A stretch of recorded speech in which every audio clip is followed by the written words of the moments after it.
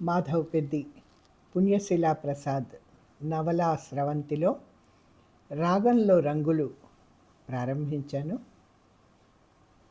అందులో భరత్, పవిత్ర పాత్రలను పరిచయమైనాయి.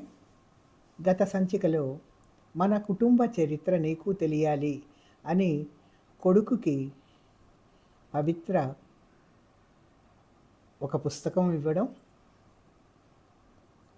తను వెనక్కి ఇవ్వాలి, గతంలో జారుకోవడం అంతవరకు చెప్పుకున్నాం. తర్వాత హలో, ఎవరు మాట్లాడేది? డాక్టర్ గోకుల్ గారు ఉన్నారా? తొందరగా పిలు, అర్జెంట్. ఇప్పుడే పిలుస్తాను. పక్కన పెట్టి ఫోను నౌకర్ శివ పరిగెత్తాడు. సార్, ఎవరో ఒక ఆడావిడ అర్జెంటుగా మీరు రావాలట. డ్రెస్ చేసుకొని ఆసుపత్రికి వెళ్ళబోతున్నాడు గోకుల్. శివ మాటలు విని వెనక్కి వచ్చి ఫోన్ అందుకున్నాడు. హలో, డాక్టర్ గోకుల్ స్పీకింగ్ అన్నాడు. హలో గోకుల్, నేను గోపికను మాట్లాడుతున్నాను. నువ్వు అర్జెంటుగా రావాలి మా ఇంటికి, ప్లీజ్. వింటున్న గోకుల్ ముఖంలో రంగులు దబదబా మారినాయి. ఏంటి, ఏమైంది? ప్లీజ్ ఏడవకు గోపిక, నేను వచ్చేస్తున్నాను ఇప్పుడే అని ఫోన్ పెట్టేసి కారు కేసి పరిగెత్తాడు. మళ్ళీ వెనక్కి వచ్చి కారు తాళాలు తీసుకున్నాడు. కారు ఎక్కి స్టార్ట్ చేయబోతూ ఆగి కిందకి దిగాడు. ఒరే శివ, నా బ్రీఫ్ కేస్ తీసుకురా. వాడు పరిగెత్తి తీసుకొచ్చాడు. అది తీసుకుంటూ మూర్తి అయ్యగారికి చెప్పు, నేను ఇప్పుడు క్లినిక్కి రాను, సాయంత్రం వస్తానని, ఆయన్ని చూసుకోమని చెప్పు కేసుల్ని అని. మళ్ళీ నువ్వు చెప్పడం ఎందుకులే, నేను చీటీ రాసిస్తా ఆయనకి అంటూ దబదబా కాగితంలో ఏదో రాసి శివ చేతికిచ్చాడు. నేను భోజనానికి ఆలస్యంగానే వస్తాను, నాతో పాటు 2-3 గెస్టులు ఉండొచ్చు, భోజనం రెడీ చేసి ఉంచు అని కారు స్టార్ట్ చేశాడు. గోకుల్ వెళ్ళిన కాసేపటికి సత్యమూర్తి వచ్చాడు. డాక్టర్ అయ్య గారు లేరు సార్, బయటికి వెళ్ళారు, మీకు ఈ చీటీ ఇవ్వమన్నాడు. చీటీ చదువుకున్నాడు మూర్తి. ఏం, ఎవరన్నా వచ్చారా ఇంటికి?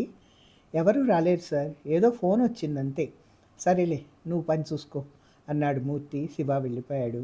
మూర్తి ఆ తర్వాత క్లినిక్కి వెళ్ళాడు. కేసులన్నీ ఒక్కడే చూసుకున్నాడు. వీలైనంత తొందరగా ఫోన్ వచ్చిన చోటికి గోకుల్ చేరుకున్నాడు. How are you Mrs Sudhakar అని అడిగాడు కంగారుగా. గోకుల్ని చూస్తూనే గోకుల్ అంటూ వెక్కి వెక్కి ఏడ్చింది గోపిక. గోకుల్కి ఆమెను ఓదార్చాలన్నంత ఆవేశము వచ్చింది. కడుపు నొప్పి గోకుల్, ఓర్చుకోలేకుండా ఉన్నాను, ఈ నొప్పితో చచ్చిపోతానేమో. క్యాన్సర్ కాదు కదా. ఉండు ముందు పరీక్ష చేయని, ఉండి వస్తోందా నొప్పి అని ఆమెను పడుకోబెట్టి పరీక్ష చేయసాగాడు. ఓ మై గాడ్, అబార్షన్ లాగా ఉంది అని తనలోనే అనుకున్నాడు. మరుక్షణంలో ఆమెను కారులో పడుకోబెట్టి కారు స్టార్ట్ చేశాడు. ఉండి గట్టిగా మూలుగుతోంది ఆమె. నర్సింగ్ హోమ్ ముందు కారు ఆగింది. నర్సులు ఆమెను లోపలికి చేర్చారు. మరో అరగంట కల్లా ఆమెకి అబార్షన్ జరిగిపోయింది. ఆమె అత్తగారు, తల్లి, తండ్రి వచ్చారు. మూర్తి గోకుల్కి సుధాకర్ క్లాస్మేట్. చాలా ఏళ్ళు కలిసి చదువుకున్నారు. సుధాకర్ వరంగల్లో ప్రైవేట్ ప్రాక్టీస్ పెట్టుకున్నాడు. సుధాకర్ పెళ్ళి హైదరాబాద్లోనే జరిగింది. గోపిక చదువుకున్న అమ్మాయి, కలవారమ్మాయి, అతి గారాభంగా పెరిగింది. తల్లిదండ్రులకు ఒక్కతే కూతురు. ఆమె ఆడిందే ఆట, పాడిందే పాట. ఏ విషయంలోనూ ఎవ్వరూ ఆమెని శాసించకూడదు, శాసిస్తే అసలు వినదు కూడా. ఎక్కువ కాలం పుట్టింట్లోనే ఉంటుంది. తల్లిదండ్రుల వత్తాసు కూడా ఎక్కువే అనుకో. ఆమె అభ్యుదయ భావాలు, నవనాగరికత ఫ్యాషన్లు కొన్ని సుధాకర్కి కూడా నచ్చేవి కావు, కొన్ని అతడి తల్లికి నచ్చేవి కావు. ఆమె అత్తగారికి ఆమె ప్రవర్తన అసలు నచ్చేది కాదు. మంచిగా చెప్పింది ఆవిడ, అయినా గోపిక వినలేదు. తన దారి తనదే చెప్పడం మానుకుంది అత్తగారు. ఇంటి పట్టున ఉండి ఇల్లు చూసుకుంటూ భర్త అవసరాలు కనిపెట్టి మసులుకుంటూ అచ్చమైన గృహిణిలాగా ఉండాలని ఆవిడ ఆరాటం. కానీ గోపిక అందుకు పూర్తిగా విరుద్ధం. క్లబ్బులు, ఫ్యాషన్లు, సినిమాలు, షాపింగ్లు ఆమెకి ఇష్టం. సుధాకర్ ఫ్రెండ్స్ ఎవరొచ్చినా తనే ముందు వెళ్ళి మాట్లాడేది. వాళ్ళంతా కలిసి క్యారమ్స్, పేకాట్లు ఆడుకుంటే తను కూడా చేయి కలిపేది. ఒక్కొక్కసారి సుధాకర్కి కూడా చిరాకేసేది. గోపిక లాంటి భార్య లభించినందుకు మిత్రులందరూ అభినందించేవారు సుధాకర్ని. అందులో గోకుల్ ఒకడు. 2 పిల్లల తల్లైనా ఆమె అందం చెక్కు చెదరలేదు. సుధాకర్కి ఫారిన్ ఛాన్స్ వచ్చింది. ఇద్దరికీ పాస్పోర్ట్కి అప్లై చేస్తానంటే తను రానంది గోపిక. అప్పటికే ఆమెకి మళ్ళీ నెల తప్పింది. తను ఒక్కడే వెళ్ళిపోయాడు సుధాకర్. అప్పటి నుంచి ఎక్కువగా హైదరాబాద్లోనే ఉంటోంది గోపిక. దాదాపు రోజు గోకుల్ని కలుసుకొని కబుర్లు చెప్తూ ఉంటుంది. తన మనసులోని ప్రతి మాట గోకుల్‌కి చెప్పుకుంటుంది. జోక్‌గానో ఏమో కానీ సుధాకర్ కన్నా ముందు నువ్వు నాకు తటస్థపడి ఉంటే నిన్నే పెళ్లి చేసుకునేదాన్ని నేను అని కూడా అంటూ ఉండేది గోపిక. అది విన్న అతడి మనసు డోలాయమానమవుతుంది. కానీ ఏం మాట్లాడ్డు. ఆ రోజు గోపిక మామూలుగానే గోకుల్ ఇంటికొచ్చింది. అది మధ్యాహ్నం వేళ. గోకుల్ నిద్రపోయి అప్పుడే లేచాడు. ఇంకా మంచం కూడా దిగలేదు. గోపిక సరాసరి వచ్చేసింది గదిలోకి. కంగారు విడిపోయాడు. అక్కడే ఉన్న కుర్చీలో కూలబడి వెక్కి వెక్కి ఏడవసాగింది. నా బ్రతుకు అధ్వాన్నం అయిపోయింది గోకుల్. సుధాకర్ ఇంకో స్త్రీ వలలో పడ్డాట. నేనేం చేసేది అని అంటూ మరీ ఏడ్చేసేది. నిన్నొక్క మాట అడగనా గోకుల్? సుధాకర్కి విడాకులు ఇస్తే నువ్వు నన్ను పెళ్లి చేసుకుంటావా?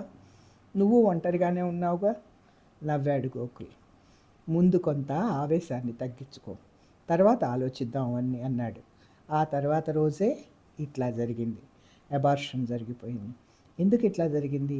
ఆమె కావాలనే అబార్షన్కి ప్రయత్నం చేసిందా? పొద్దున్నే గోపిక గదిలో అడుగుపెట్టాడు గోకుల్. గోకుల్ని చూస్తూనే విపరీతంగా ఏడ్చేసింది గోపిక. నాకెవరూ లేరు గోకుల్, నేను ఒంటరిదాన్ని. నేను చచ్చినా ఎవరు పట్టించుకోరు. చూసావుగా మా అత్తగారి వరుస, ఆవిడకి కొంచెం కూడా కంగారు లేదు. నేనెందుకు ఇంకా బతకడం? భర్త చూడబోతే ఆ తీరు, అత్తగారు ఈ తీరు, ఇంకా పిల్లలు వాళ్ళ కోసమే ఈ ప్రాణాలతో ఉండేది అని మరింత ఏడ్చింది. ఏడవకు గోపిక, ఏడవకు. నీకోసం నన్నేం చేయమన్నా చేస్తాను అని అప్రయత్నంగానే అనేశాడు గోకుల్. థ్యాంక్ యూ గోకుల్, ఎంత మాట అన్నావు చాలు. ఆమె ఏడుపు ఉధృతం తగ్గాక అడిగాడు గోకుల్. గోపిక, నువ్వు ఈ అబార్షన్ కావాలనే చేసుకున్నావు కదా? తల ఉంచుకుంది గోపిక. అవును. సుధాకర్ అంటే అసహ్యమేసి ఇంకేం మాట్లాడలేదు ఇద్దరు. గోకుల్, నేను ఒక మాట చెప్తాను, నువ్వేమనుకున్నా సరే అన్నాడు మూర్తి ఇంటికొచ్చాక. గోకుల్ జవాబు ఇవ్వలేదు. నువ్వు ఆమెకి ఆపదలో సహాయం చేయాల్సిందే, కాదనను. కానీ ఆమెతో నీ పరిచయం ఇంకా పొడిగించకపోవడం ఉత్తమం. ఆడవాళ్ల మనస్తత్వం నీకు అర్థం కాదు. అందులో మరీ గోపికది. ఇది మిత్రద్రోహానికి దారితీయకూడదు. సుధాకర్ నీకు ఆప్తమిత్రుడు, ఆ తర్వాత నీ ఇష్టం అన్న మూర్తి మాటలు చికాకనిపించాయి గోకుల్కి. లేచి స్నానానికి వెళ్ళాడు. స్నానానంతరం గోపికతో కబుర్లు మొదలెట్టాడు ఫోన్లో. ఆ మాటల్లో ఎంత ఆప్యాయతో, ఆ మొహంలో ఎంత సంతోషమో గమనిస్తూనే ఉన్నాడు మూర్తి. 15 నిమిషాలు అట్లానే మాట్లాడుతూ ఉన్నాడు గోకుల్. ఇంతలో ఉత్తరాలు తెచ్చిచ్చాడు శివ. అందులో ఒకటి ఫారిన్ నుంచి వచ్చిన ఉత్తరం. ఎక్కడి నుంచి గోకుల్ ఉత్తరం? ఫోన్లో మాట్లాడి వచ్చి కూర్చున్నాక గోకుల్ని అడిగాడు మూర్తి. పవిత్ర దగ్గర నుంచి ఒకటి, మిగతావి మన హాస్పిటల్ విషయాలవి అంటూ ఆ మిగిలిన ఉత్తరాలు మూర్తికి అందించాడు. పవిత్ర గారు బాగున్నారా? ఉత్తరం ముడుస్తున్న గోకుల్ని అడిగాడు మూర్తి. బాగానే ఉంది, వచ్చే నెలలో ఇక్కడికి వస్తోందిట అన్నాడు గోకుల్ భావ ప్రకటన లేకుండా. బాబు కులాసాయేనా? కులాసానే అన్నాడేదో ఆలోచనలో. నేను వస్తాను గోకుల్. లేచాడు మూర్తి మరి కాసేపటికి. మంచిది నిర్లిప్తంగా అన్నాడు గోకుల్. ఎక్కడికి? అప్పుడే వెళ్తావా? ఇత్యాదులు అసలు మామూలుగా వేసే ప్రశ్నలు, కానీ ఇప్పుడు అవేవీ వేయలేదు. అతడేదో పరధ్యాసగా ఉన్నాడని కనిపెట్టిన మూర్తి తనే చెప్పాడు, పావన ఎదురు చూస్తూ ఉంటుంది అని. మూర్తి వెళ్ళిపోయాక చాలాసేపు అక్కడే కూర్చున్నాడు గోకుల్. పవిత్ర ఉత్తరం మళ్ళీ చదువుకున్నాడు. ఎక్కడ ప్రేమ ఆప్యాయతే కనబడలేదు ఆ ఉత్తరంలో. ఆ రాత్రి పడుకున్నాడే కానీ నిద్ర పట్టలేదు గోకుల్కి. పవిత్ర పవిత్ర అని మనసు కలవరిస్తోంది.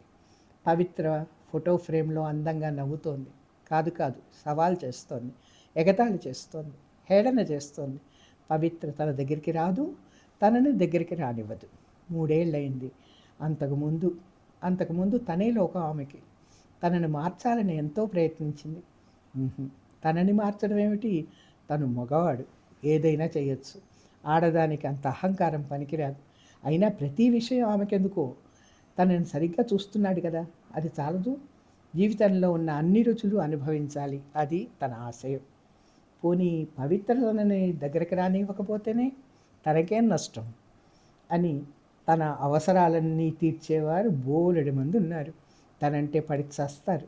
తను సైగ చేస్తే తన ఇంటికి పరిగెత్తుకొస్తారు అనుకుంటూ కళ్ళు మూసుకున్నాడు. పవిత్రను వదలడం లేదు మనసు. చికాకు కలిగింది. గబుక్కుని లేచాడు. గబగబా కిందకొచ్చాడు. ఫోన్ తీశాడు. Neena, I'm not at all well and I'm feeling terribly lonely. నీకు వీలైతే కాసేపు రాగలవా? కబుర్లు చెప్పుకుందాం. అక్కడి నుంచి ఏం సమాధానం వచ్చిందో. సరే నేనే వస్తున్నానని ఫోన్ పెట్టేశాడు. శివ, తలుపేసుకో, నాకు పనుంది, వెళ్తున్నాను. కారు స్టార్ట్ అయింది. శివ తలుపేసుకున్నాడు. కాసేపటికి నీనా ఇంట్లో హార్డ్ డ్రింక్స్ తాగుతూ, నీనా కళ్ళల్లోకి చూస్తూ కబుర్లు చెప్తున్న గోకుల్కి మండే గుండె చల్లారసాగింది. పవిత్ర, గో టు హెల్ అనుకున్నాడు కసిగా. ఇవాళకి ఇక్కడికి సశేషం. మళ్ళా తిరిగి మరొక ఎపిసోడ్లో కలుద్దాం.